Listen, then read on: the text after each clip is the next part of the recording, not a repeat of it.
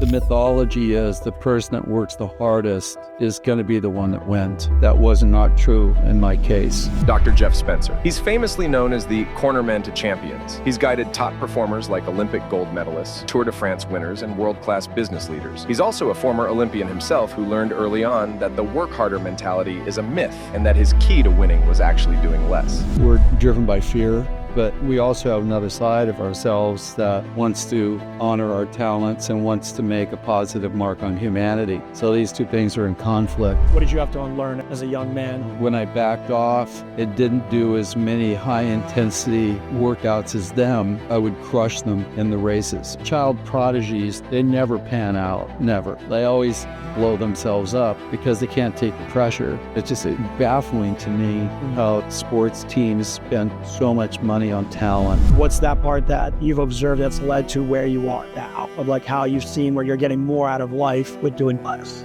Yeah, well, I think again, it's always a bit of a... Welcome to the Evolving Athletes Podcast. I'm your host, Coach Vinny Maltz.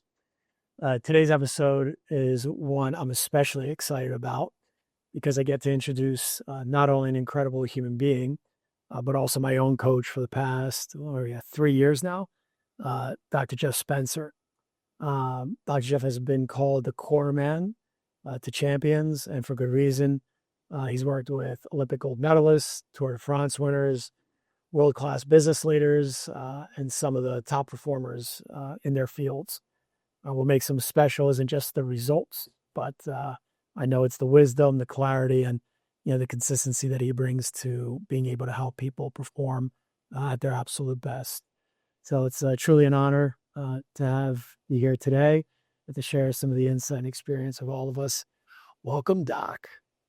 Well, we've never had a bad conversation, and expect that today will be another episode of the same. And just an FYI to the people that are listening to this, is that I had surgery on my knee a couple of days ago, so I'm propped up in my bed, and so that's why the audio and the lighting isn't so good. But I could tell you that I've never been knocked out yet. We're not going to start today, so just kind of know that this is an unusual situation. But one of the things about the high performance world is that you always find a way to show up. Yeah.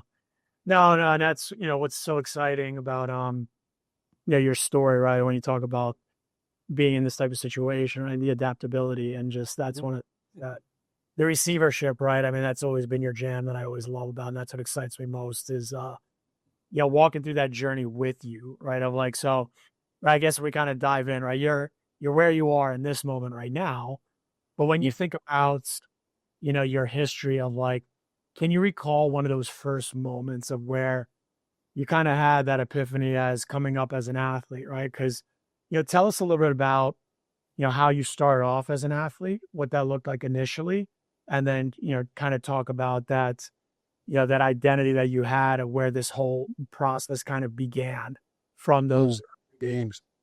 Well, I've always had the self-start gene. I've never needed to be motivated by anybody. It's very athletic and very physical, but it was not about winning. It was about exploring the possibility of what I could do. And even as a kid, crazy enough, but, my grandfather had an old Cannonball for World War I. Well, that was my shot put. So I went down and I used that as my shot put. So I learned to, I took it upon myself to learn how to do a shot put with a cannonball. I don't know. I just made it up myself. Because my parents really weren't involved with what I was doing. They didn't tell me I couldn't do anything. They didn't intervene or suppress me. But, so there was that. Anything physical I was interested in. Again, how far can I take this is what I was interested in. I had a curiosity and I had a physicality that I had that just inspired me to test things, but not recklessly, as a daredevil, but as someone that wanted to explore the boundaries, because I really felt, even as a kid, that we're given gifts, we're given opportunities to demonstrate a proficiency.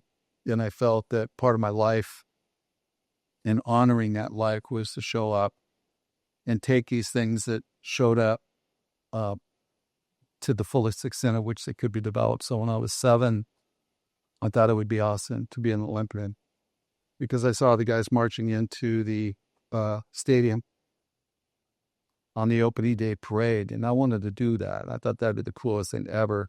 I had no idea how I was going to become an Olympian. I didn't know anything about it other than the fact that I loved the way that they marched in unison because there was something about the structure and the reverence and the discipline that I had an attraction to ever since I was like the kid. And so the Olympics did call me to it. I didn't know how I was going to do it. And then some guys in my neighborhood were part of a recreational cycling team club. And I was like maybe 8 years younger than them. So they asked me to go on a ride. So I hustled up a bike and I went on a ride with these guys, and it's 25 miles. And at the end of the 25 miles, they were dead and I wasn't. So it's like, wait a minute, you're 8 years younger. They're dead. You're not. There's something weird about this. And other people saw that there was an inherent aptitude, for cycling. And I found the coach at that time. He found me actually, and he taught me the art of winning.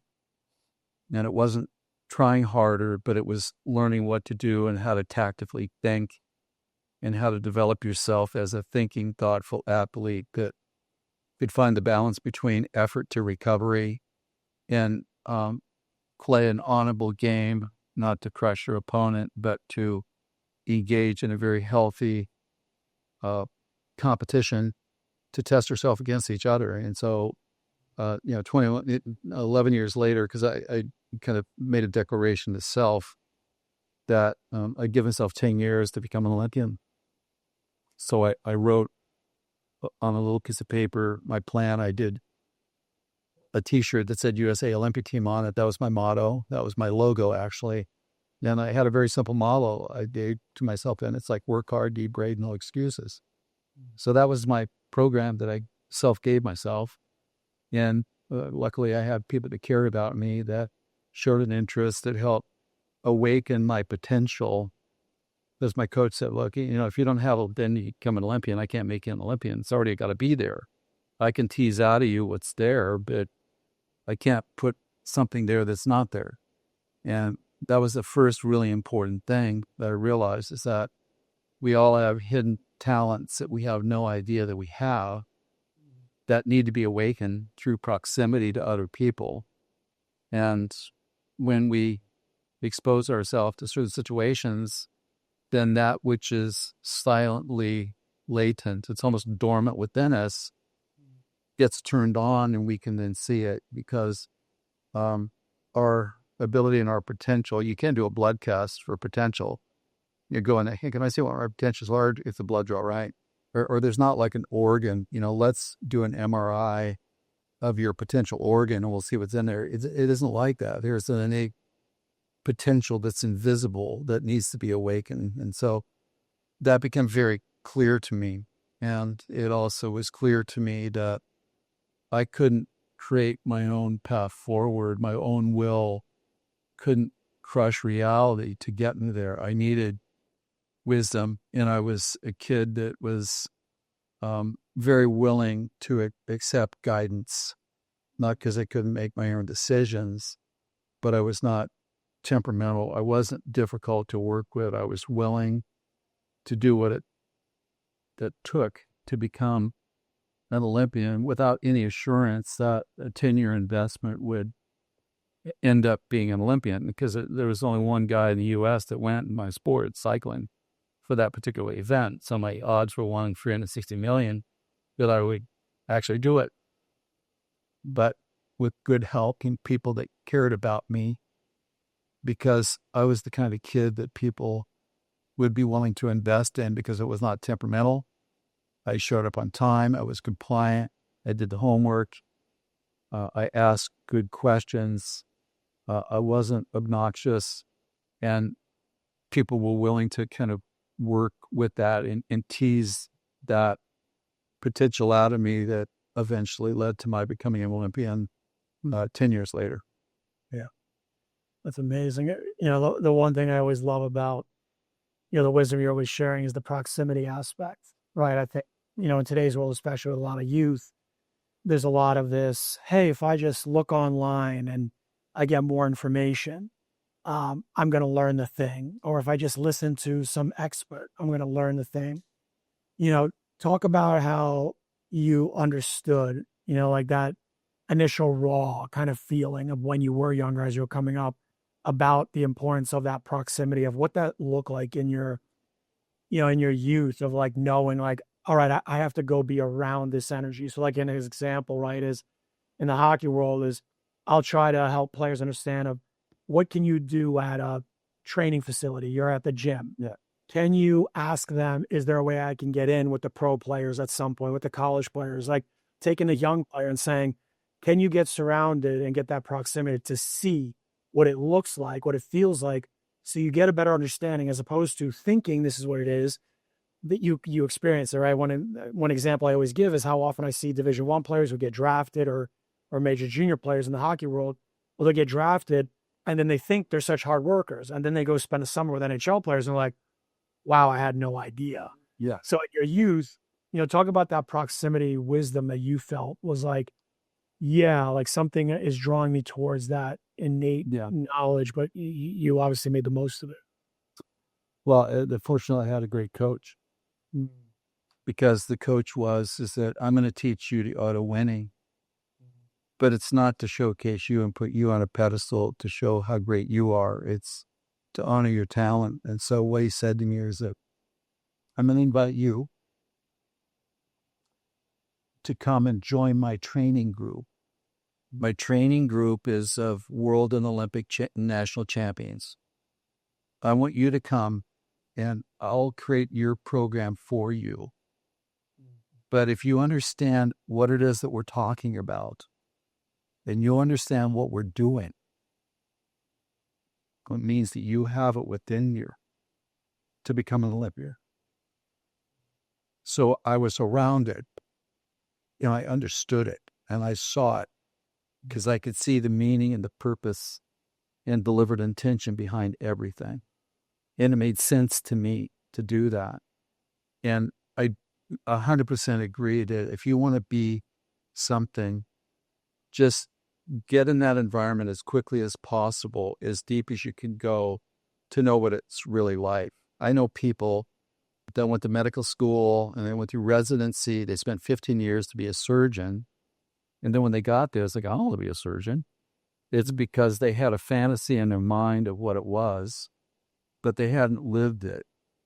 And here's the other side of that too, is that, as we're evolving, we give people a lot more credit often than they're due, because we put them on a pedestal.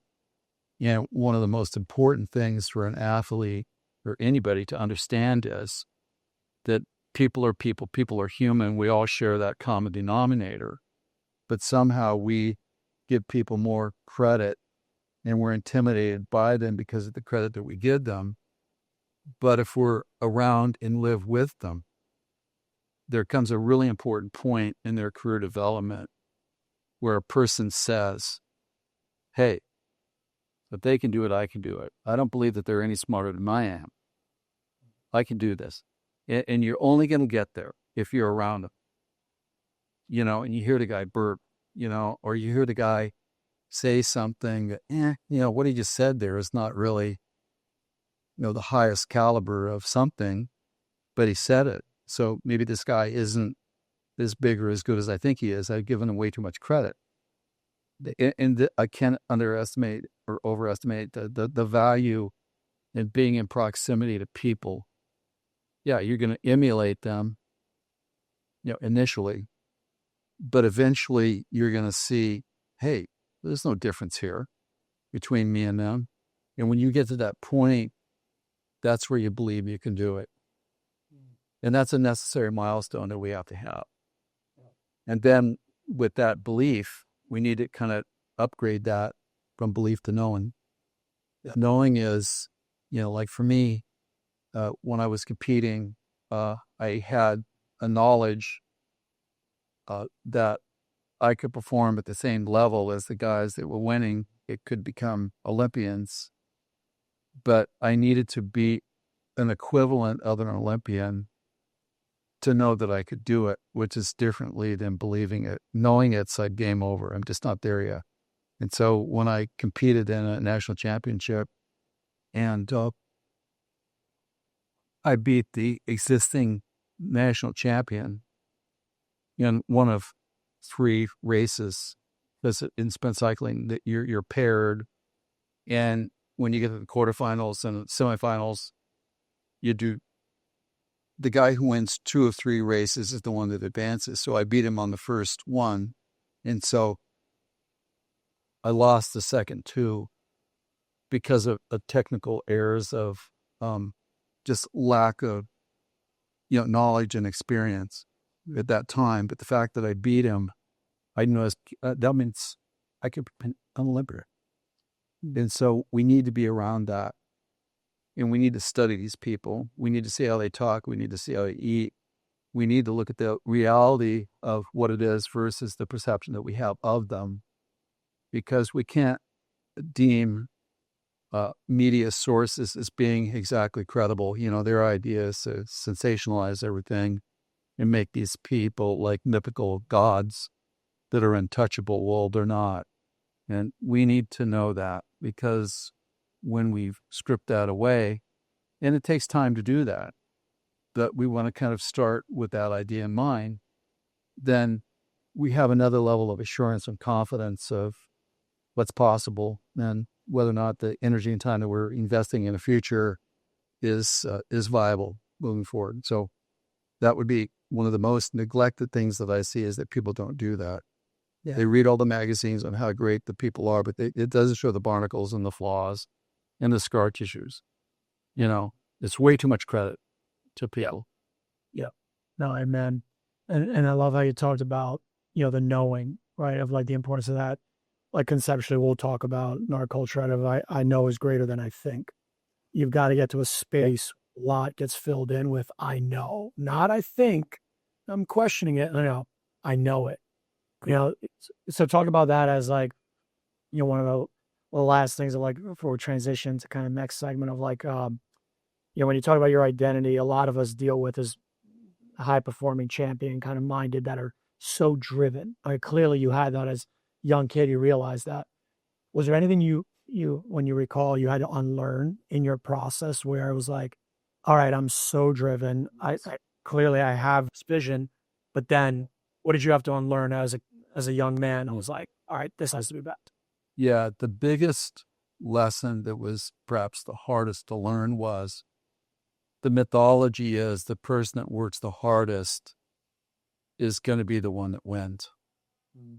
And so what I learned is that when I trained as much as everybody else, in terms of intensity, I didn't perform well. Mm. But when I backed off, it didn't do as many high intensity workouts as them. I would crush them in the races. Mm. So I had to go against everything everybody thought truth was, where the person that wants it bad enough and the person that puts in the most time and that is the most committed and will go the distance will win. That was not true in my case. I had to have confidence that in doing less was what I needed to do to show up and perform well when it counted in competition. It was a very hard lesson to learn because it was going against the grain of everybody, the coaches, the parents, the parents of all my competitors, etc. I had to go exactly in the opposite direction. And to take you're lazy, you don't really take this seriously. Imagine how good you'd be if you just put yourself a little bit harder. I'm not convinced that you could do this. You just don't seem to have the intensity. Yeah. And it's a good thing I learned that lesson, because that's how I could crush these guys, in a competitive way, not in a personal competitive way, but in a competitive way, that was absolutely pivotal, 100% pivotal. And I matched that with don't give your competitors too much credit by believing what the magazines and other people say. We need a body of evidence that's proximity driven. Yeah. Hard lesson, but I learned it. And when I learned it, I saw that we all have a personalized way that prepares us for something. Right. And we have to prepare for the competition, not to be the best person in training. Two different things. And you need to learn to back away from things that don't serve you well, that many people may not understand, because a lot of people don't understand because they've never done it. They just believe that the mythology, harder is better, longer is better, wanting it bad enough, not having any distractions, keeping the focus 100% of the time. All those things are not exactly true. We all have our prescription that works best for us. Like I was a student, I was interested in art. So when I did some art and I did my scholastic stuff, in addition to training, people could say, well, just imagine how good you'd be if you didn't spend that time doing art stuff. Well, they didn't understand that was giving my body a chance to recover. But also, if you make yourself better in any dimension of life, it's going to make you better everything across the board. They didn't get that. And most people don't really know what playing at the highest level is. They have an idea, they've read books on it, but they've not lived it. And so they're ruled by the historic language and principles that have been passed down through the ages that have become obsolete, but yet they appeal to the mind. The only problem is that they can't deliver. Yeah. Yeah, you nailed it, Coach. I think what's so fascinating, right, is how often we talk about the separation that happens. Like right now, it reminds me of how much people talk about recovery. Right, recovery became a thing. Now everybody is putting language. You got to recover, and it's good for you, and you got to do this stuff, right? So there's always this segmentation that happens into knowledge, where it's like, okay, we've learned something, now we have to do it. As we've talked about many a times, right? Mental performance or mindset. It's that's separate from physical. Like that's different physical. Like that's not the same thing. And it's like, but they're intertwined. Like they come together, right? So, talk about that aspect of being able to recognize where, we've talked about this many a times, right? Of like the journey of where the nature of a human being and the challenge as a human being is that the world tells you so much information. We come into school, we come into our parents, we come into our teams, you have tons of people, we come into now social media, and you have so many outside voices telling you, this is what it looks like, this is what it looks like, versus where it's getting harder and harder to understand the nature of the beast, the nature of yourself. Talk about that aspect of, because that's one of the things that, we align so beautifully on, right? Is that being able to, like I tell people all the time, like the players that I help out, I don't tell them what to do. They already have the answer. I just reveal to them that they already know the answer and give them the confidence to believe in that answer. Right. And it's hard for people to understand, what do you mean by that? Because it's like, right, because it takes one to know one. Like, you don't understand, like there's nothing to feed them other than guiding them to, oh, that is me, as opposed to, well, you need to do this, you need to do that. So talk about your experience in that regard, right? Of like what you can speak to this better than anybody. Yeah, well, a couple things here is that 25 years ago, I was brought in to Nike because they wanted the talking. And they wanted to understand, why are you so successful with your athletes? And where should we be as a company be looking for the next thing? And I said at that time, the next thing is recovery. They didn't listen because they couldn't believe that rest was better than pushing hard. They couldn't believe it. So they didn't embrace what I said. And I was very explicit to that. And even at that time, there were athletes that I work with. And some of the athletes I worked with had their parents involved. And I'm not cheap, by the way. And the parents nor the athlete could believe that me telling them to do less was to their benefit. They couldn't believe it. So they dissolved a relationship because they thought they weren't working hard enough. And so that wasn't received well at that time. But here we are 25 years later, and that's what everybody is talking about. So, again, to be on the leading edge of change and innovation, you just have to be mindful that you got a target on your back. And conventional wisdom is always at least 50 years behind what really matters. Because you're journalists, they don't know anything. They just come up with stories because they interviewed people. They don't know what they're talking about. And so there was that side of it. The other side of this is that we need to talk in biologic terms that accurately represent the body and also represent the athlete's experience. And when we're too dogmatic in trying to make them fit a model rather than look at what their unique needs are, or to respect and have conversations where they say, oh, I see what you mean.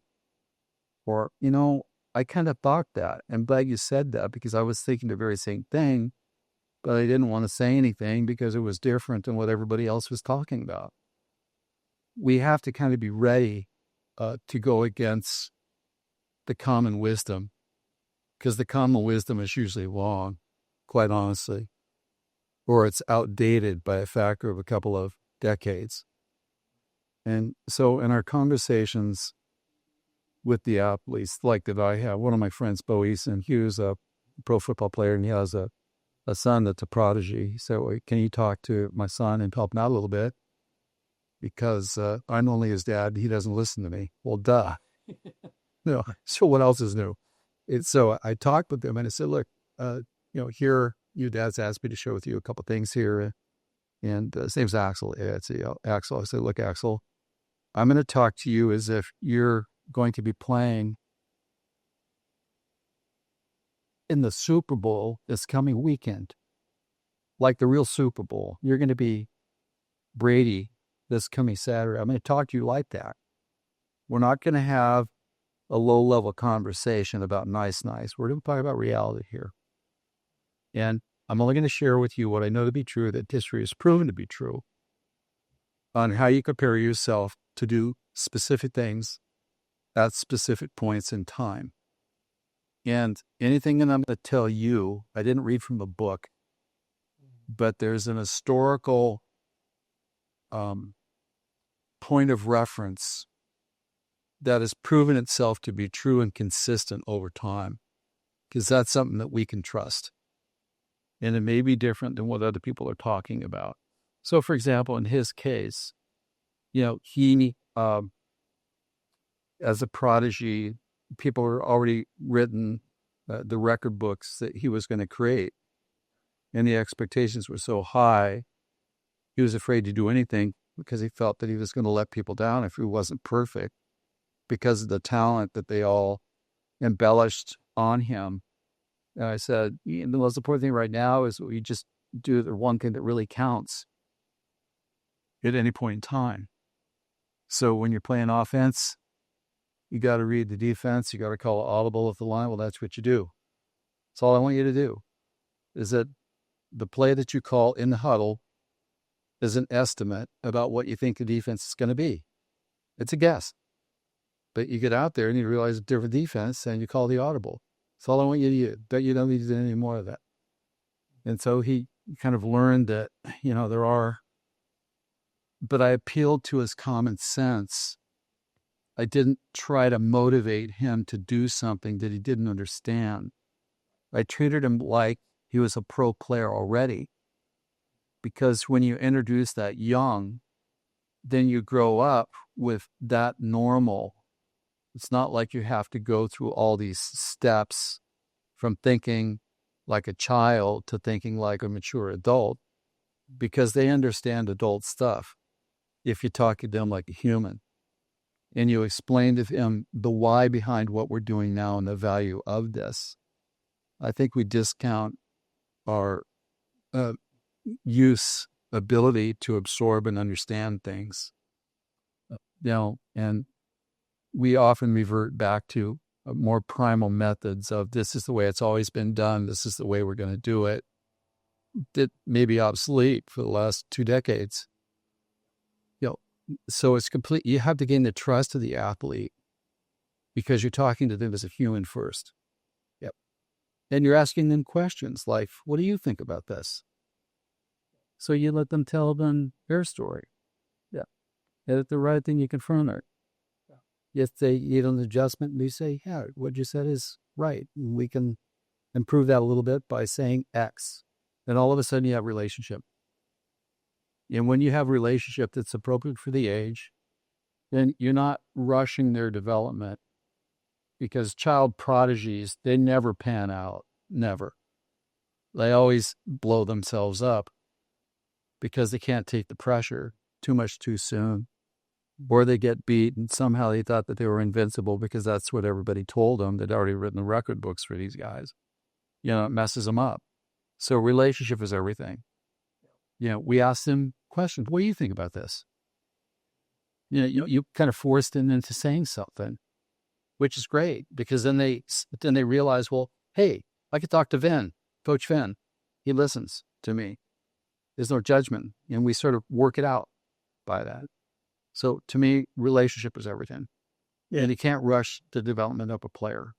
Yeah. You can ruin them too early, too much, too fast.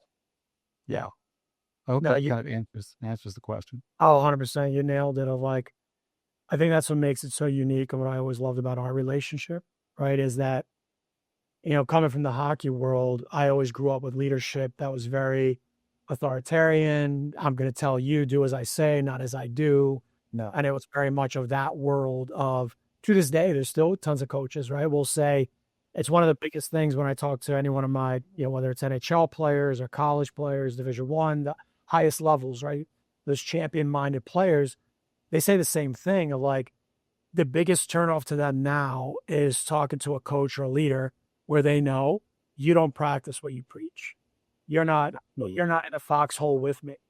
Right. And so, I think that's one of the things that's so fascinating is, talk about that part of, you being able to transition where obviously your unique lens of being an Olympian and, going through that process and developing that champion's mind of like best in the world. And I know it, talk about how that transition for you went from being an athlete into then as a leader now.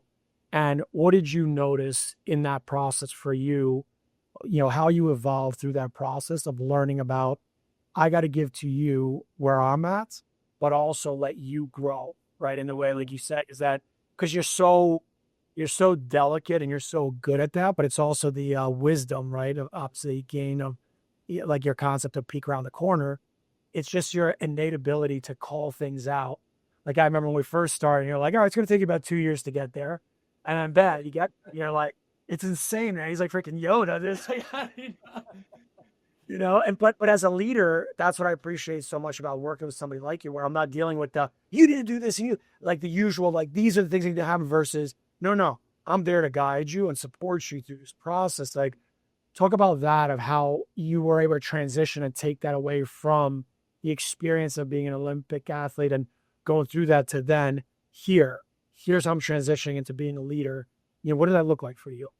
Well, I think this really begins with an understanding of us as a human, because the way that we're constructed biologically, we're all members of the same species, and we have an inherent conflict, and that's between two things. We're driven by fear, because our greatest impulse is self-preservation, and we're very fear-based, and we're very on guard.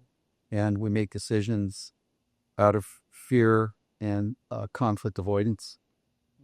But we also have another side of ourselves that wants to honor our talents and wants to make a positive mark on humanity. So these two things are in conflict, and that's biologic. It's not, people think it's psychology. It's really not. It's a hardwired biology. The survival biology where you get racing heart, you get elevated blood pressure, pupils dilated, you're ready for combat. That's survival, but if you're always on survival mode and you're making your decisions out of what you stand to lose, not what you stand to gain, then there's no way that you can develop and cultivate your potential, because you're always reacting out of fear, possibility of loss. And most people are driven by that, and that's biologic in nature. That can't be switched off. And we need to be mindful of that. We get very defensive. Like examples of this is, someone says something to you and you answer them back faster than you could think. Well, how'd that work out?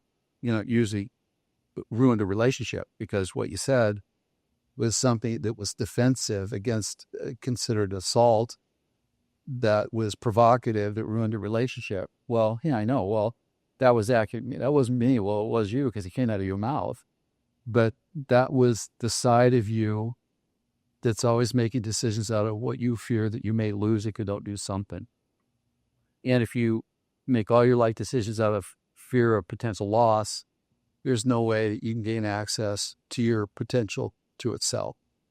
And we also have another side to us that wants to really excel and make a difference and make a contribution. Why do I say that? Well, I've never met a person that can wait to get up and fail. Never seen it. Never seen it. We all want to make a difference in some way, shape, or form. So these two parts of our biology are in conflict with each other 24 hours a day. We just need to kind of be mindful of that, because the lens of preference that we look at circumstances through will dictate like our choices. So again, most people will make a choice out of fear of avoidance of a possibility of something that could happen that may not. Where the other side, the people that excel well, they make a decision out of what to stand to gain that makes the most sense to be able to capitalize on something to advance them forward towards a bigger future. So we have to kind of acknowledge that side of it, and just want to say that we're conflicted as humans. And, we all know people that have a lot of talent who don't go anywhere. Right. Well, because talent's not enough. Will is not enough. A lot of people try hard, but they don't go anywhere. It's because they're trapped in this other way of looking at life. They're a prisoner of their own fear. It's what they are.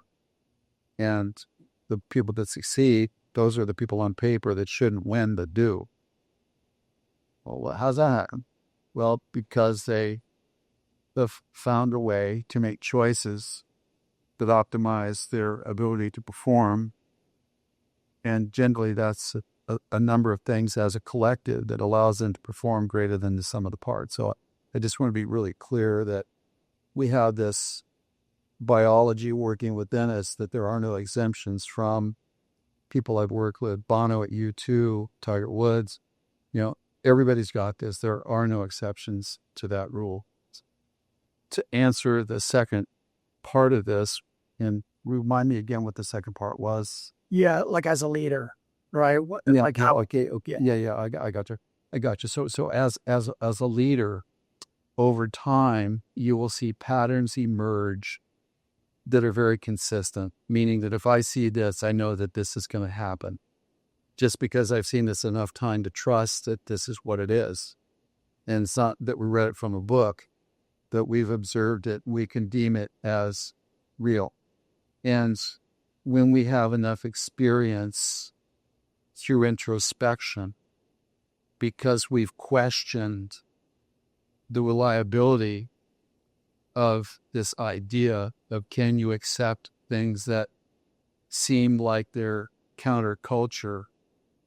Are they in fact delivering on a bigger promise rather than keeping us stuck in fear? And so when we see these things and we deem them to be true, then we can take an affirmative stand on that to share with other people, because it's not our opinion. It's an observable fact that we can rely on. And that's one of the pillars of leadership, because when we're confident, not through bravado, but we trust what history has informed us of, then we show up different. We're calm. We're not irrational. We're not explosive. We're not condescending. We're sharing a truth that has revealed itself to be consistent. And so that calmness is what endears us, that people will invest in, because it's not erratic behavior.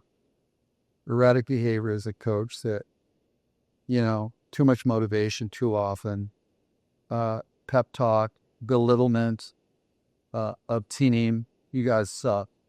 Who do you think you are? You're friggin' embarrassment. There's all sorts of stuff like that we've all experienced, that just erodes our credibility as human.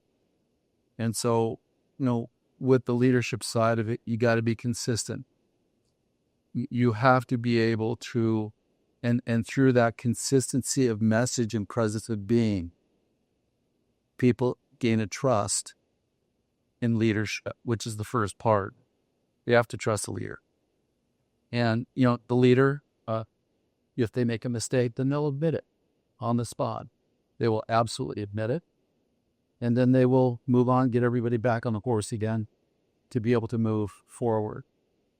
A leader also is a continuous learner of things, where they're bringing appropriate innovation to the conversation that demonstrates that they're truly in the game, that they're not just kind of coasting on historic information. That's a very important part of it. You have to look the part, in my opinion, and if you're going to be a really big coach, you can't show up 50 pounds overweight. You can't tell people what to do and blow a whistle at them, when you don't even closely represent that as a credible source. So if you think you're, drinking your own Kool-Aid, I think that's another part of it. You have to be a good listener, and you can't judge people. You need to give people an opportunity to share what their truth is and adjust it or confirm it and look towards solution to keep things moving forward. That's what a leader does. And when we show up with that consistency, then we're believable and people will trust us.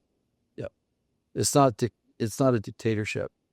Right. It's like a benevolent monarchy. I don't know if even that's the right word, but it's benevolent because it's not oppositional, like one way or the other. You either join me or you're out. And that's not like that.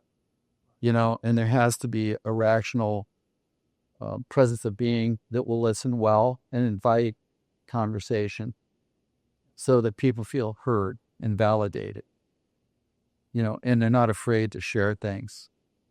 That's what leaders do, quite honestly, to be able to get buy-in. The second thing a leader needs to do is that they sell the mission, meaning that, our objective here is to win the championship this year, and to do this, X, Y, Z has to happen.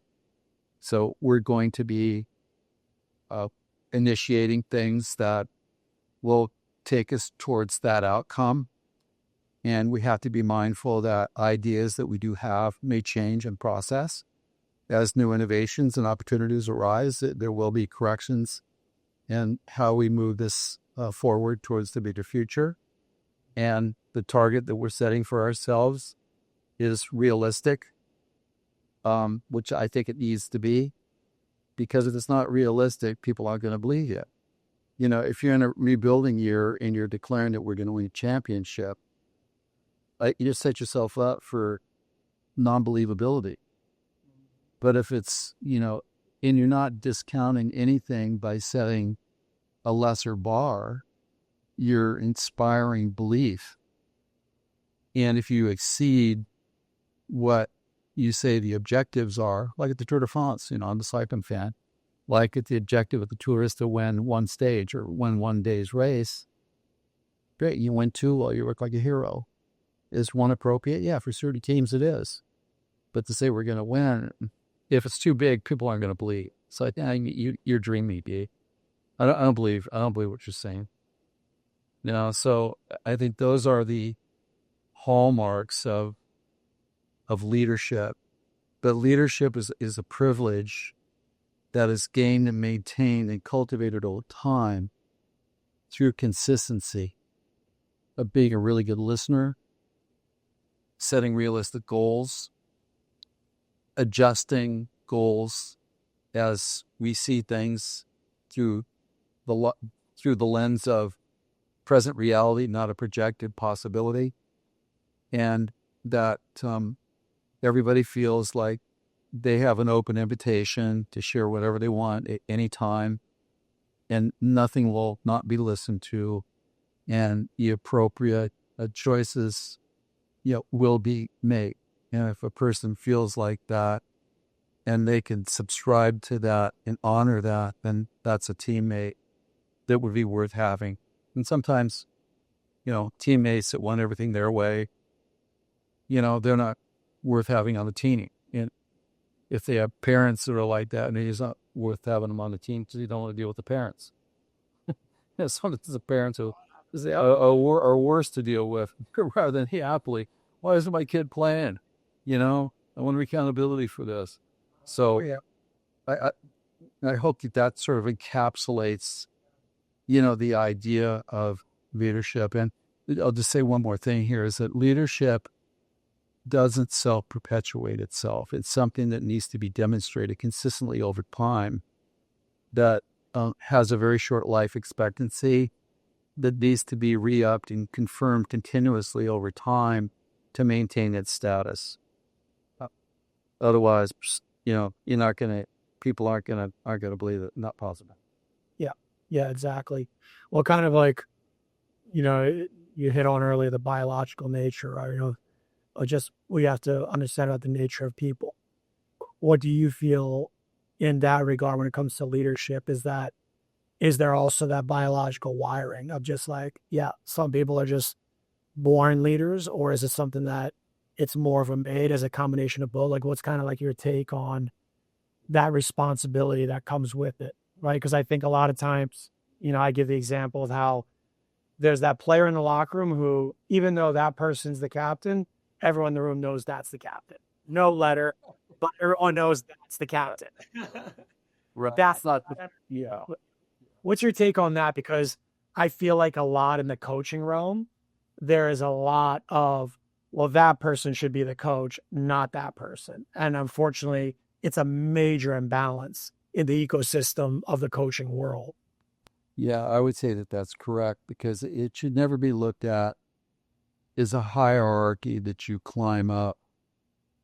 You have to have the constitution and the capacity to maintain the credibility to do this, in my opinion. And you can have the players vote for a captain, but maybe that's a popularity contest, rather than the right person. Because a lot of times, to be a leader, number one, you have to realize that you got to take a stand on stuff. You can't be vanilla. You can't waffle. There has to be a stance taken on certain things, and you have to be able to also recognize that you may not always gain the favor of people by the stance that you take. Can you actually do that and take that? Can you stand on your conviction? Do you have a body of evidence that you can look at that you trust is something that is worth fighting for, and stand behind that? Can you actually do that? And can you also be human simultaneously without being an apologist for everything? Because if you can't do that, then you're not a leader. I think there's a natural inclination that certain people do have, where I know people that are very good, like, let's say in a military operation, okay, you guys are going to complete this mission. Yeah. But they don't come up with the mission, and they don't decide how you prepare for the mission. They're the guys that are told by someone that you've been selected for the mission, and this is how you're going to train for it. Yeah.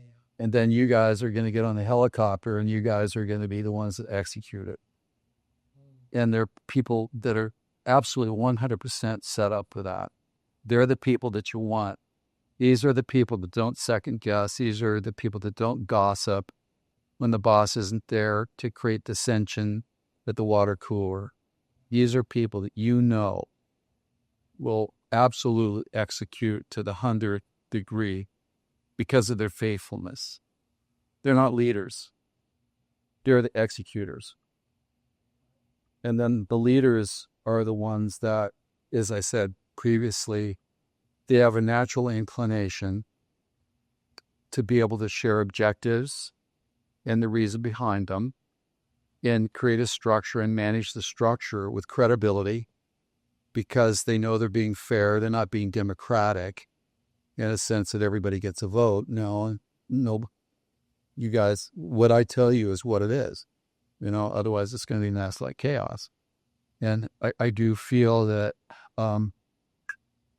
sometimes we turn too much over to the team to make the decisions.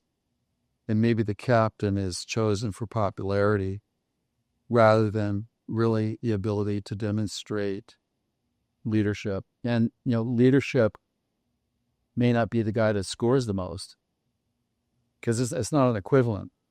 But he's the guy that can rally the team to work together in harmony to produce the exponential output of the possibility of the team as a collective like that. We need to be really clear on that. And I feel like sometimes there's a little bit too much leniency given to that because it's a bit trivialized with that, but it may not favor the performance of the team as a collective consistently over time. And I do feel like that requires some discernment in deciding what the criteria is for a captain and how the captain is chosen. Maybe there's another designation east to be there, other than captain, that's the popular guy, because a lot of times star players are terrible leaders. They're terrible. Just get them the puck. They'll take care of it. But don't let them be the general on the field. I'm sure that that's the case. You see that in all sports, in a certain place. So that's kind of my take on the leadership side of it. You got to have thick skin. You got to be able to resist unfair criticism, and you have to learn to deal with it appropriately and demonstrate a solidarity that you're believable, despite the whiners and the complainers that are always going to be there. Yeah. And be able to discipline. Yeah. No, someone's bad news, man. It's like, I don't care how good the guy is. He's just not good for the team. Get rid of him. Sorry. Oh, yeah. No, you nailed it. And it makes me think of we talk about the balancing act between, leading and following. And, I'd love to hear your take on, it kind of moves us into balancing out how you've been able to balance out your life in general as an evolving athlete and what that's kind of looked like as time has gone on. But, while we're on the leadership aspect of how do you feel that that's something in today from the wisdom of what you've learned as a leader, right? And being champion-minded human being, what have you learned about from that standpoint of the balancing act of how to be a leader, but then ensuring that you're also taking care of your needs and yourself and not always just putting what your wisdom or what you think is right versus, all right, I got to meet people where they are. How have you balanced that energy out in yourself? Yeah. How's that going? Well, to sort of refer to, I guess the situation here, it's like Cesar Rodriguez, who was a military ace, flying military jets. He was asked how to become a military ace. So, well, you get your family life in order. So what he means by that is that for someone to perform at their highest level, they must have the least amount of friction possible in their life. Because all the constraints that we have against friction in relationships, with kids, with family, with the press, no shortage of animosity towards the press, of course. But, to only say that there has to be a tranquility across the board to perform freely because we had no restraints placed upon us. And so, with that, we go back to the idea that there has to be a balance between preparation and recovery. Because too much preparation, it's like overstudying for the test. You can overstudy for a test and you show up and you can't even think because your neurons are fried because you spent too much time studying and you haven't done enough replenishment so that the neurons show up fresh, be able to take the test. And it has to be balanced. And in that balance, we spend with family, maintaining relationships, creating stability, and things like that. That's important because that also gives us time to recover best. And a fresh athlete always performs better than one that's fried. No, most people are overtrained, quite honestly, because they can't accept the fact that less is better, but it really is. And so the people that I work with were emphatic about making sure that all family members and relationships outside of the ice and in the rink are maintained appropriately enough to maintain that solidarity, confidence and certainty, and that uniformity of agreement about what's happening. And, when you're away, you're teaching your kids a valuable lesson that, daddy isn't there just because you want daddy there. Daddy has to do other stuff to make sure the family is taken care of. But the one thing we know about dad is that dad always comes back. That's the most important thing. Because the kids know dad's always going to return, then they don't sweat the small stuff when dad's not there. And they haven't, demanded dad to come a servant. They snap their fingers, the dad shows up. That's not required. Mm. It's the same thing with spouses and things along those lines. As long as there is conversation and notification about where this is headed, like we're going into a period of intense preparation for the Stanley Cup playoffs, or we now have a preseason camp that we have to do. Let's just make sure we do our vacation here and just kind of know I'll be gone for a couple of weeks here doing, the pre-camp or whatever we decide to call it, right? And as long as there's notification and insight and there's a start and finish to whatever it is that we're doing rather than just this lengthy open question that people wonder about for 20 years. Well, yeah, I thought you said once we get here, everybody's going to be okay. 20 years can go past with that. So really, it actually makes you a much better player when you know that you have done right by the family. And the question is, well, what is that? Well, that's all highly personalized. That's what I do with my clients. We personalize it in a very personal way and make sure that we haven't done too much or too little, and that we hold and the glue is there to keep everything together so that we have harmony in the system that allows us to play free. Because if you're preoccupied about something on the ice, you're not going to play your best game. It just isn't going to happen. It takes a lot of extra interviews or preoccupation. We're not playing free. We're not playing open. There's some restriction in there. So that's how I would answer that. It's personalized, but I think we generally discussed sort of what the framework looks like before that. Yeah, I love that. And I love the removing the friction aspect, because that's exactly it. It's so many people think they need to do more, but really it's less. That's the Vietnamese thing of what can I pull away? And, talk about that part of your balancing act, right? Of where you've gone through so many different transformations, throughout your career. You've evolved, you've seen all different levels. Talk about now where you are and what that's kind of grown into, of how you've balanced out and found that balance even more in your life today versus where you may have been 10, 20, 30 years ago. Talk about how that evolution's happened for you, and step by step, in a way that the listener can think about it as, this doesn't happen right away. It takes experience, like you said, to observe it. But for you, what's that part that you've observed that's led to where you are now, of how you've seen where you're getting more out of life with doing less? Yeah. Well, I think, again, it's always a bit of a moving target. And so what's important for the athlete is that they have a pulse on everybody in their life that's significant. And you can perceive whether or not friction's building. Yeah. And if friction's building, like someone either gets too quiet, like they're not talking, especially if you say, hey, is everything okay? And if they say, yeah, everything's great. Yeah.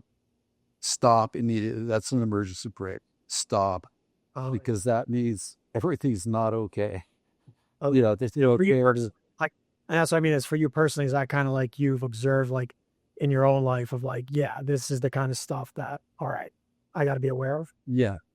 And it's like and again, so we're sort of looking for a couple things. We know what someone of significance to us, what their normal is. Their joy of being, how they behave, day in and day out. And so if they either start talking too much, it means they're anxious about something. It means that they're unsettled. There has to be a, hey, I noticed it. Anything we need to talk about, whatever.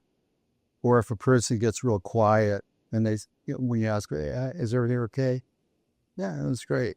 Well, that means that's like they're pissed. That's what that means. You better stop and you better have a conversation quickly about whatever it is. And it's kind of really up to us where we're constantly looking at people that we care about in our nuclear family and beyond that. And we're saying, is the interval of the connection appropriate? Maybe it's too much. You don't need to be talking to them every 5 seconds. And you don't need to be there to show that you care. I mean, how many times have people, I thought you'd be there, so I sat there for 2 hours, and they didn't really need me. I know. Well, you didn't need to be there. We just have to have a sense of, have I been available enough to do several things? Number one, are there certain things that I do that demonstrate that I'm aware of you and I care? Like for my wife, for example, like we have this little grate that's maybe 16 inches across, it's 2 inches wide, and it's where water runoff comes when it rains. And there are little leaves from the neighbor's plant that can get on top of that grate and not allow the water to go in there. And if I go out there and they just take the leaves off there, that tells to my wife, I'm listening and I value you. And I don't go in and say, hey, did you see what I did? That's like a dog, you won the doggy treat. Did you see what I did? You don't do that. You do it. There's something that every person in the family uses sort of as a scorecard for whether you care or whether you're listening. They're all different. And if we know what that is, then we can use that as a reference point for, maybe I waited too long to say something or do something. Or, God, you know what? I promised them that I had to cancel this thing because something came up. I said I was going to make it better and we'll get to it, but we never got to it. So maybe that's why they clam up, So I just think we need to be mindful of, and the question we have to ask ourselves is that, am I addressing the cues to them that tell them that I'm listening and that they're always being considered? And it doesn't need to be this big frickin' display at all. For me, all I need 30 seconds to get the leaves off that thing. That's all I need to do. For other people, it could be crumbing. Just take the crumbs of the toast and just kind of take it off the countertop. That's all you need to do. Take you 10 seconds to do that. It means you're listening. Or just put the mayonnaise back in the refrigerator where it was. Don't put it in some other location because it means that you don't care if it goes somewhere else. So there's always something that each of the people in our family endears as a demonstration that you're listening. And as long as we are aware of those things and we don't try to buy them off by doing a vacation because they don't want a vacation. They want to be continuously engaged and know that you care because they know when you're buying them off. You know, give your wife a ring or a bracelet that you don't want to buy her really, you know. Yeah, well, I really don't want to do this, but I'm going to do it just to show faith. Yeah, don't do that. You know, I'm not saying there isn't time for that. I'm just saying that what's the one thing? Just think about that. What is the freaking one thing that you can do for everybody in the family that tells them I care and I love you? What is that? Is that Tuck and Fred? And I don't know. Is anybody named Fred today? That's an old-fashioned name, right? No. You know, is that what they like? You know, like our granddaughter, she likes her back rubbed. So if you just kind of, gently stroke her back, well, then she knows that, Grandpa Jeff cares. That's it. Like my daughter, I'm like just sending her a text, how's it going today? Whatever. So that's the way we need to hold that space. Don't embellish it. Don't try to make up for lost ground because they know you're trying to buy them off. We also got to be ready for a couple things. In my observation, number one is that you have to be ready for someone saying, you don't really need to do this because I know you don't want to do it. So just don't do it. Just go on about your stuff. I mean, you don't really want to, you don't want to go to lunch with me. You really don't. Come on. Why don't you just stay home and let's just stay home and you do your stuff. That's a tough one, because maybe some truth to that, So we just need to sort of get out in front of these things a little bit. And it doesn't take a lot, And so, and we don't bring home the complaint list. I mean, who in the hell wants to go home and the first thing you get is a list of everything that went wrong today? I mean, who wants to go home to that? Yeah, but who wants to have someone come home that kind of gives them the rundown of everything that happened today that pissed them off, Yeah. We just have to learn to separate these things.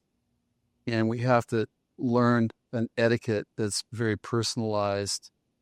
It's really simple. What is it they need to hear that demonstrates specifically to them, because it's highly personalized, that we do care about them, and we demonstrate that. And we don't make any mention of the fact, did you see what I did? And if we just do it like that, you're in great shape, man. Yeah, that's all. That's how you play free. That's all.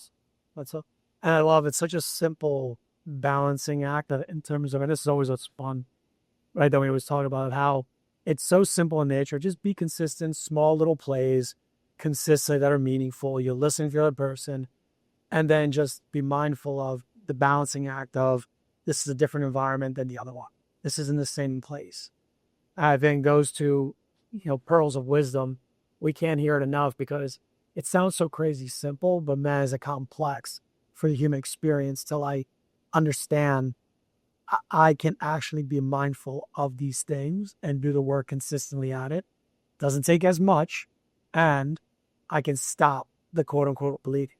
I can find that moment and say, I can switch gears right now. I'm now home. I can switch gears. I can turn it off. I can leave that other place behind.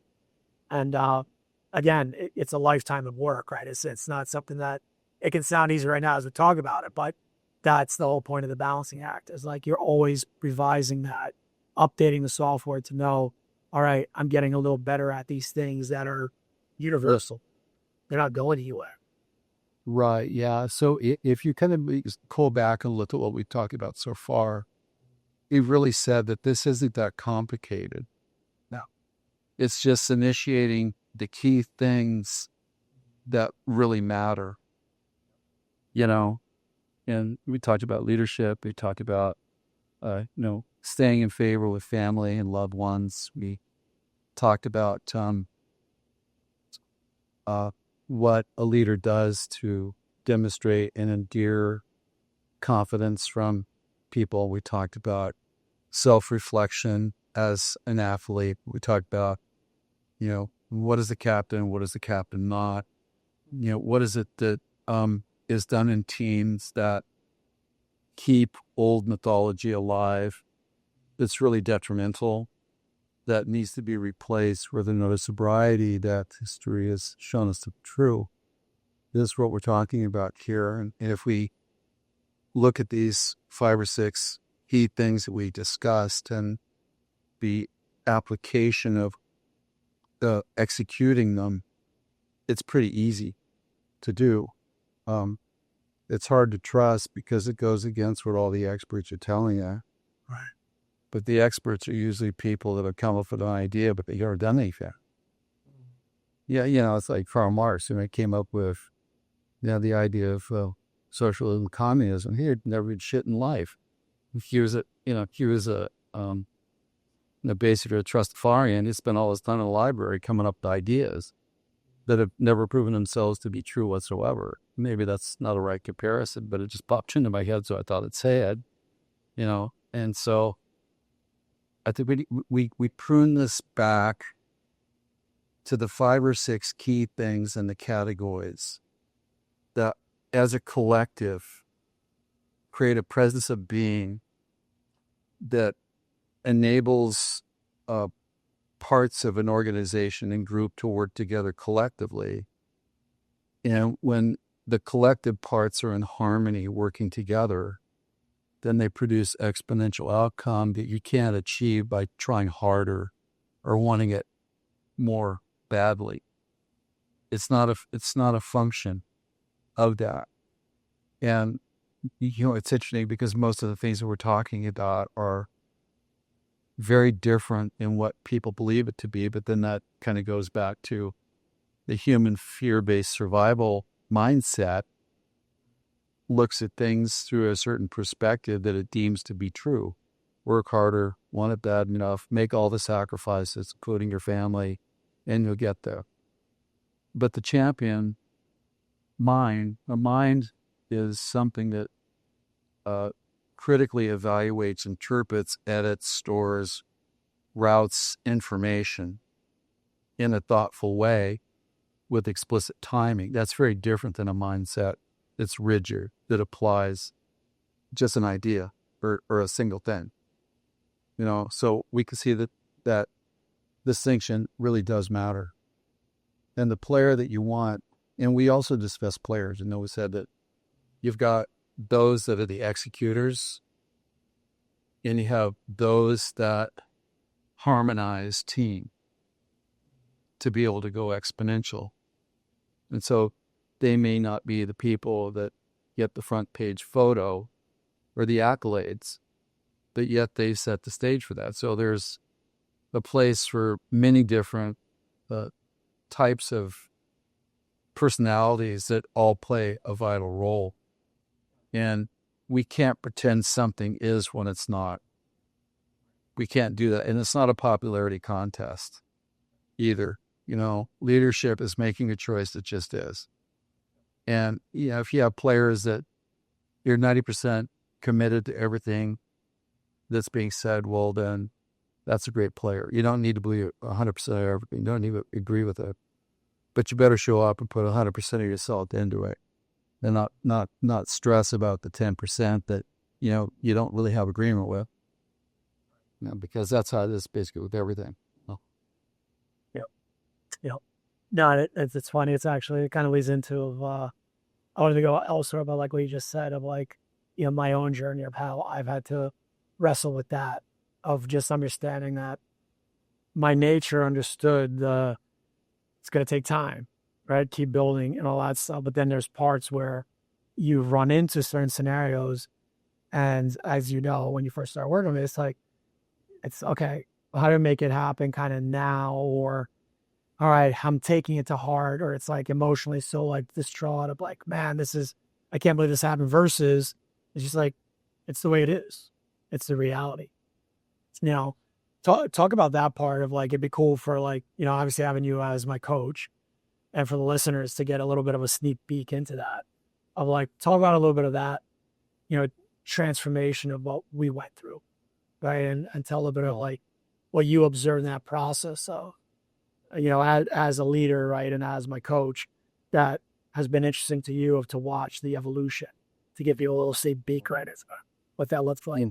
Yeah, well, I mean, it's number one, it's playing out the human drama as it's scripted, coming from a certain perspective, and to go from human mindset to champion's mind are two different things, and it takes time to do that, because you cannot will yourself into change and make it sustainable without the continual conscious override and application, which is almost impossible to do. There's a point of revelation where we realize the futility of the things that we're doing, where there is no future. And when we have that self-realization, then things can disappear like instantaneously, with that. And what's oftentimes hard is that we see and know things to be true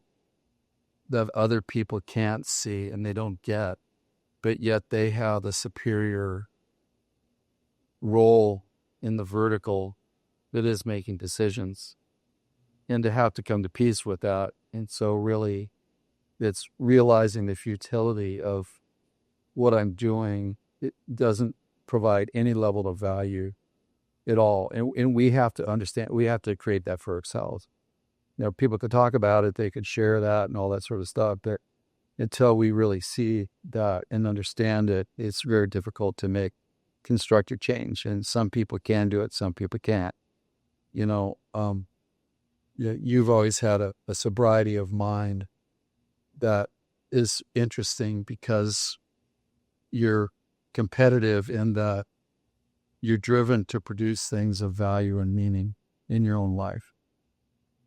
So you're not playing a passive life as an observer, you're an active participant in it. And, Spencer's law is anytime you got more than 0 people in a room at any point in time is trouble. And us dealing with ourselves is difficult enough. And then when we get other people involved in it, it becomes a bit more complex. Like, why? I don't understand why they can't see this. Yeah, well, I think we're both similar. We kind of went backwards with all this, is that we held this experience and we had this insight from our observations of actually being active participants in our sports. Sort of doesn't matter what the sport is. It's going to be the same things, that the technical aspects of it, that, we did have an innate capacity to understand what it takes to win. It takes harmony. It's what it does. And harmony is the best way to do it. Like, if everybody's there and everybody's doing their job, then we come together as a collective and we perform greater than the sum of parts. And we can't convince or cajole anybody into moving ahead too quickly, because it has to be a personal revelation. It shows up. But, to me, the hallmarks that someone has is you see that early.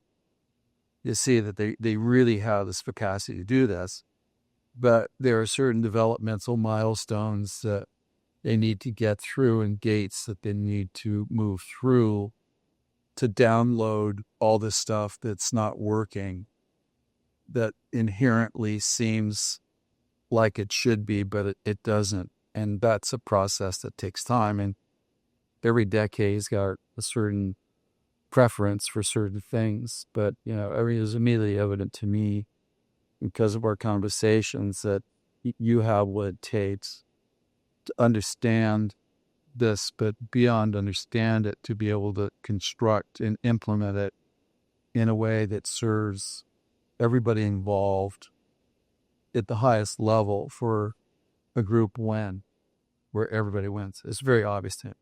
And it's just a matter of time to move through the areas that we have that are a little bit more difficult to get beyond by constitution. But I never had any reservations that we wouldn't get through it. So it was my job. And this kind of goes back to the leadership side, is that, my job was to decide what conversations could we have now that make sense for now, but it's not too big of a reach where we're trying to do something too fast to get something done that we're not there yet at. Because to try to make change at a point where a person doesn't have the receptivity to understand or listen to it, it's not worth even having a conversation about, because maybe they can will themselves to do what they're being asked, but they don't have a unique relationship with it enough to see the futility that it has no future. So again, in the development of our athletes, our job really is, like for every one of them, is to understand what's their reach. And we find the language to talk to them kind of where they are and slightly beyond where they are, so it's aspirational. And it keeps them in the game, because they don't need to know the big picture in totality. But we need to know where they are and what they can handle right now without blowing them out by expecting them to do too much to understand something that's beyond their ability to see at any point in time. And that's why, we need to be a good assessor. It's beyond, I'm beside myself when I look at, every year I look at sports. I see billions and billions of billions of dollars that are being thrown at talent. And we just think because there's talent there, we can sculpt the talent. And I'm saying, well, that's not really true. Because talent and will, there's something, and they do matter. But if the person doesn't have the capacity to adjust and modify over time, if it's been cultivated, you curate it in a way that we know that we can ultimately get the impediment out of the equation to break down the block, then you're wasting your money. And I see this, billions of dollars are spent every year on talent. Yeah, but his 40-yard dash was X. His bench press was 10,000 pounds. Oh, man, has this guy got talent? Oh, you should see him, man. This guy wants it. Oh, he wants it so badly, man. He's going to really be something. Yeah, but if you get behind the veil and stuff, you look at him and how he makes decisions, and look at his parents, where he came from. And, I'm not so sure about this, because, there's a lot of things here that maybe are constitutional, meaning that they're hardwired, that aren't modifiable. And it's baffling to me how sports teams spend so much money on talent, and they're so overridden with data. We're just on these suffocating data. Oh, yeah. And the real impediment is, do we have confidence in this person because we have a body of evidence, because we know how they think, and we can predict their choices? How much of this is resuscitatable to get beyond so that their talent can manifest itself? It's freaking beyond me. What I maybe controversial to say that, but it's like, I kind of feel personally that if the team doesn't have me there to look at this stuff, it's crazy, because they're wasting their time on talent, and they just think if I pay them enough, they'll get it. No, they won't. We all know people that are way overpaid. They don't get anything. Nice. They don't get anything. And maybe they actually think that they're better than they are because all their friends tell them how great they are, and their parents, and all the media guys that don't know anything are writing stories about them that, or maybe conjectures about a potential future, but make us a little bit premature and maybe you're doing a disservice to the athlete, because you're kind of setting them up to fail, because you're putting too much pressure on them to perform too fast. I was talking just a couple of days ago about this very thing. And, I said this very same thing. I said, it's like, at your age, this is what you should be looking at most importantly. Yeah. So, I think he's done a pretty darn good job of looking at this whole thing. But honestly, Yeah, no, I think what's most interesting what you talk about there on that end. I'd love your take kind of as we wrap up here, of like, how much of this process of being a champion and this whole process that you've observed, right, is this idea of the development aspect, the training, and we're going to invest all this into these ideas versus it's just straight spiritual? There's more, like, it's almost like spiritual practices would align teams better than just these, I don't want to say scientific methods, but these, like, this orientation of, if we do this, we're going to get this, versus your whole idea of exponential, right? And just emerging property. Like, what's your take on that part of how much, like, because that's, to your point, I'm 100%, with you on, I did a post the other day about this, of just talking about how connection is the new data, quote unquote. Like, I'm like, we need to, because this was one of the things that was revealed to me a while back. I'd asked, some data people, well, how much of, if we start to combine and we start to put players together and we start to put scenarios together, what's the data on that? And it's like, well, no, we don't really do that. Everything's very individualized. The algorithm, everything is developed around the individuals. I'm like, so wait, there isn't much to actually put together scenarios like a recipe. And he's like, no, not really, but that's a very interesting idea. And I thought that was fascinating about the human experience, where we know socially how important it is. We know, we've seen belief and from a spirituality of how much that can create, how much energy, yet we teach to this segmented way where even the algorithms disagree, or they're not even aligned with the reality of the human experience, of where it's not collective. It's not in this way that's like combined together. So when you think about that, and as you kind of see your whole life and your work that you put in, how much of it is that transition of, like, how much of it is there, this spiritual nature to it, versus this, we can put this together if we just follow the plan? Well, number one, plans are projected realities in the future that aren't here yet. So it's a hypothesis that has no guarantee, because we can't deem it as true yet, because we don't know the variables that we'll have to deal with en route to getting there, number one. Number two, when we look at the idea of spontaneous healing, and we look at the biology of the zone performance, those are miraculous outcomes of one thing. That's harmony of systems working together that produces an outcome greater than the sum of the parts.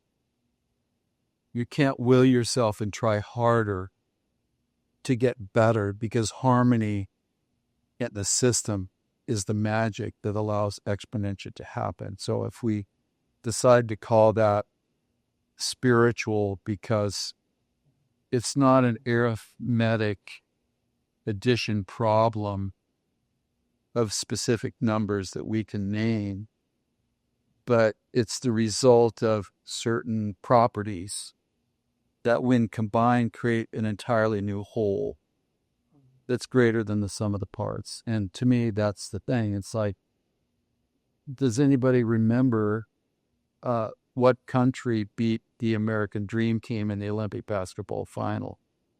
Does anybody remember that? Yeah, it's Puerto Rico. What? Does anybody remember the center, his name, from Puerto Rico, that beat the Dream Team with LeBron, and all these guys on the team? No. Well, how did they win? Well, they asked the winning coach. They said, we played as a team. And then when their losing coach was asked, we all played as ball hogs. It has to be that. So there is this extra dimension that needs to be looked at. Probably the most important thing that should be looked at is, are the players that we have, and is the administration present, does it have the harmony to allow exponential? Hiring the best is no security, because maybe they're the ball hog, correct? And so I think it should actually start with an overview of the idea that the sum of the parts that allows exponential allows that those that shouldn't win to win. And it disables those that should win that don't, because they don't have harmony in that. To me, that would be the first place to look. So, even when you're doing your scouting, I don't know in a scouting report if there's even a line that says, is this person a team player? Or something to that effect. What is the body of evidence that we look at that we can say that this person can fit and be a cog in a complex or a system? Can they actually do that? And that's not a property of their 40-yard dash or the bench press or whatever the other measurements are. Can you shoot a hockey puck, through a donut hole? I don't know. I mean, it could be any number of ease, that we sort of look at that are gauges. Are we even looking through the right gauges? Are we even starting at the right place? Okay. I wonder about that, quite honestly. Yeah. Well, to your point, I think adaptability, I think, is the number one thing as a pro. Did your profession, like, to your point, that, like, okay, how adaptable is this human being? Can they play different roles? Do they know are they willing to do that? Because if they're not, we're limited. 100%. And it's like, it astounds me. Billions of dollars a year are spent not even considering that as something. I think, well, there may be like, is he really a team player? Right. Yeah. You know what I'm saying? Oh, yeah. Yeah. He's a good wingman, right? Or whatever we want, goalie, whatever we're going to call her. They're a good guy. Yeah. So yeah, he could play his position well. Okay, great. Well, that's not exactly the same as being an integrated part of a essence of compatibility that's human in nature, in belief, in team. There's nothing better in this experience than to have a group win. Nothing better. You see guys that are older, they're wearing hats from World War I and II, with Korea, Vietnam, whatever on the side. Why are they wearing a hat? Because that was the most important part of their life, where they had a collaborative win because they played as a freaking team. Well, that's what everybody wants. I think that it actually needs to start there. Yeah. It needs to start there. And that's a hard one, man, because it's like, you're not looking at the blueprint, you're not looking at the numbers, because it's outside numbers. Yeah. But I think that there are ways of measuring that. I don't have a problem with that. I could say in 5 seconds, whether a guy's worth having as a teammate or not.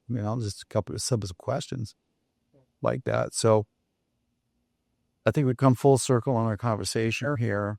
And I think we've done a masterful job in paying deep respect to the process of answering the question of full potential play, about the human dilemma in all this and what's required. I don't know anything more that we could do. No, I love it. I just hope that everybody on the planet gets a chance to listen to this, and